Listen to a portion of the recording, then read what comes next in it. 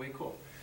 So my parents said, hey, you remember that picture that you guys took when you were tickling Jason in front of the tree? Let's do it again. So we recreated it. I was about 15 or so in this picture.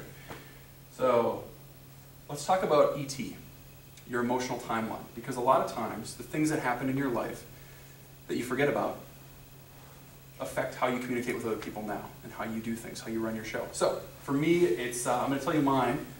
I want you to think of something for yourself. Okay? So for me, it was growing up, Jake and Jason. Jake, at the age of 10, something happened to him. He went from really smiling kid all the time to just overnight overwhelmed, depressed look on his face. So what happened with Jake is he was diagnosed with diabetes at the age of 10.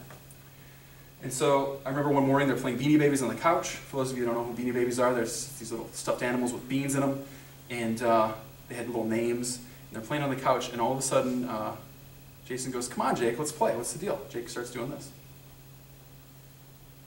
"Come on, wake up, let's play." And then Jake starts shaking out of control on the couch, and Jason runs, gets me out of bed. We get my mom on the phone. "Mom, what do we do?" She goes, "Josh, you need to get him onto the floor so he can breathe." So I get him onto the floor, and I remember hearing his head crack. I could feel it on the floor because we had no idea how to take someone out of it. And I go, "What do we do?" She goes, "He needs sugar.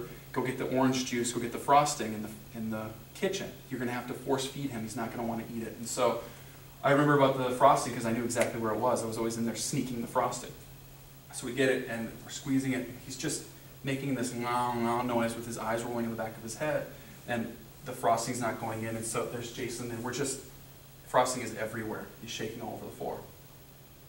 And then he just goes unresponsive. And I look at Jason, and we just are holding our breaths. So these kinds of things happen to us. What is yours? What is your thing that happened to you? You don't have to talk about it today, but I just want you to think of it and ask yourself, is it connected to how I communicate with people now, how I do things now? Because a lot of times it is. So we're going to talk about those guys in a little bit. Let's get to the tools.